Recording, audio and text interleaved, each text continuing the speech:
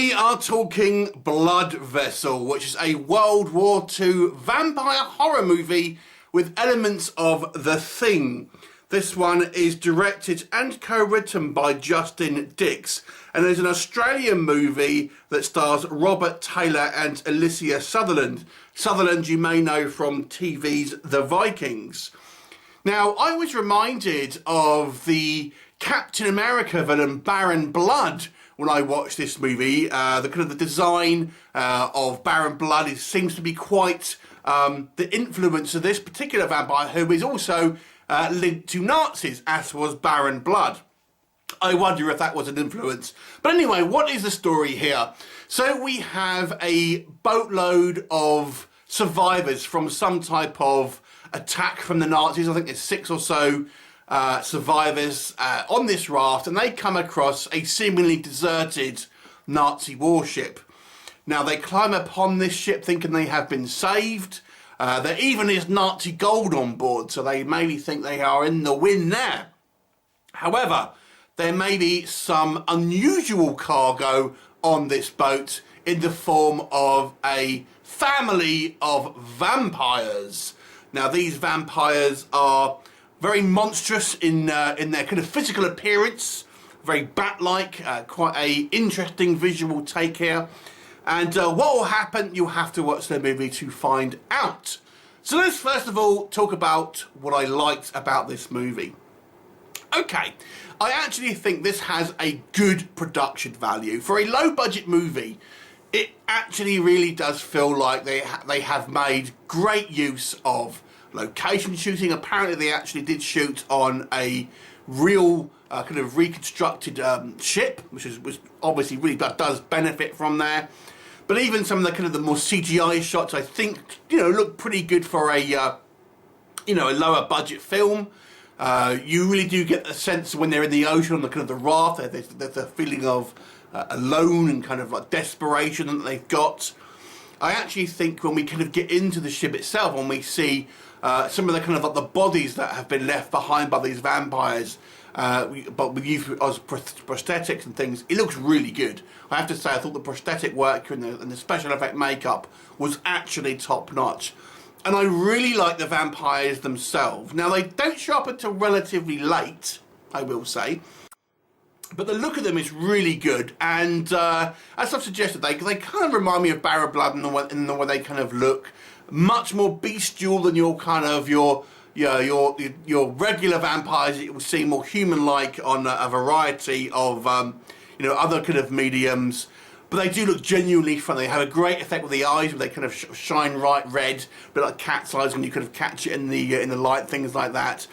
And there's a great job of building some kind of mythology here through various kind of artifacts that kind of gives you a flavour of the kind of the backstory in regards to kind of how they got to this point. There's some really cool looking props on this ship, and you kind of you imagine. I think part of the fun for me with this movie is you're kind of imagining what has happened to this point. You see, you see all these pictures of Nazis standing around looking smug with all this kind of occult artifacts, and you obviously see the end result of it. So your mind is almost telling you the story about what has kind of happened.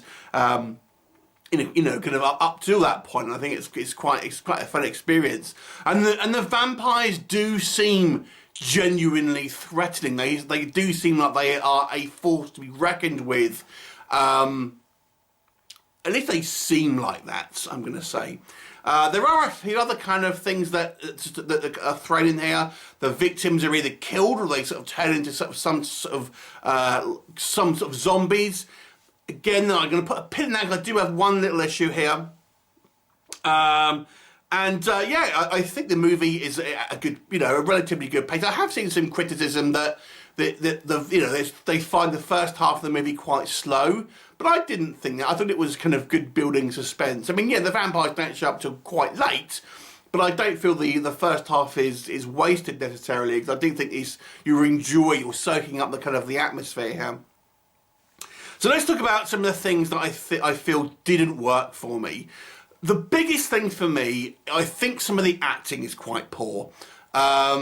This is an Australian movie, and a lot of the actors are playing non-Australian roles, and I think the acting is a little poor. Not from everyone, and I'm not going to point out who I think is bad and who I think is okay, but there are some poor performances, unfortunately, and the acting does seem very unnatural at times.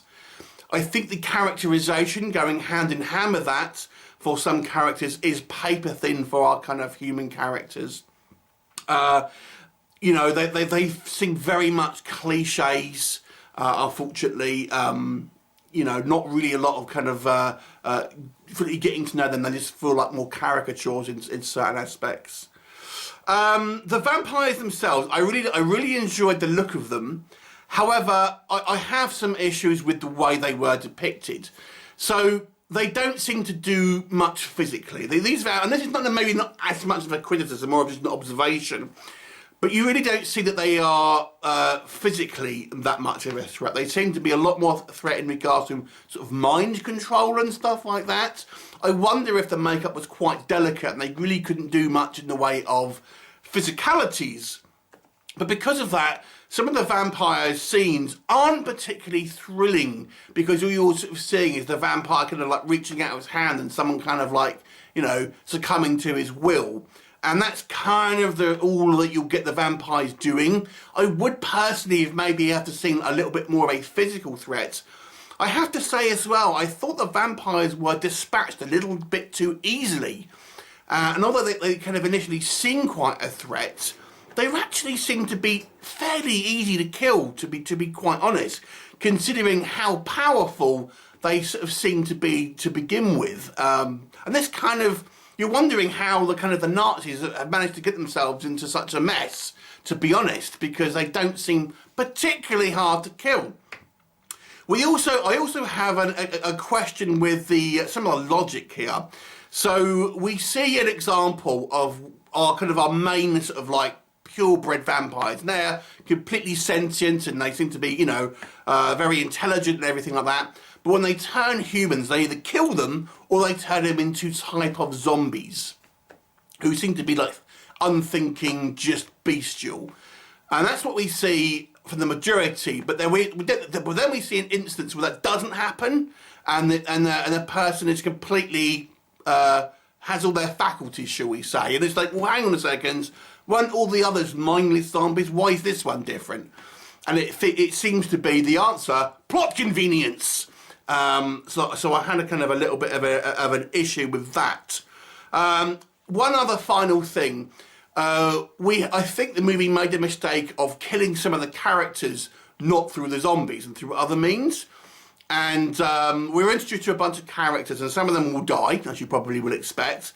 But a reasonable amount don't die through the vampires; they die through other aspects. And it just means the vampires don't actually have a huge amount of kills, and you feel like the kills are almost wasted because the people are killed through other means, is the best thing I'll say. So yeah, a little bit of a wasted opportunity to a certain degree, but I actually still enjoyed this movie quite a lot. I thought its visual representation of this ghostly boat was fantastic. I thought the makeup effects on vampires were really good, and it comes across as a slightly different take on the vampire legend.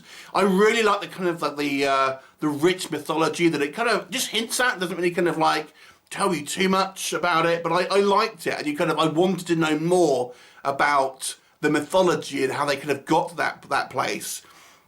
I like the hints that they've come from kind of in Eastern European background and things like this. So that there was some good stuff here that I felt was just gave you a flavour of maybe where these kind of vampires come from, without really kind of going too much into the into the lore, so to speak. A few niggles for me, some of which I felt could have been quite easily rectified. But I think the main thing is the acting probably was the worst, genuinely the worst thing. Outside of that, there could have been a few easy fixes. But I still enjoyed this movie. I am going to give it a 7 out of 10, but I do understand if that would seem high to some people. But I just enjoyed the aesthetics so much here that for me it kind of garners a little bit of extra praise for me. So a 7 out of 10, but I would understand maybe if people don't like it quite as much as me. Have you seen it? What did you think of it? Leave me a comment and I shall look forward to seeing you next time. Bye for now.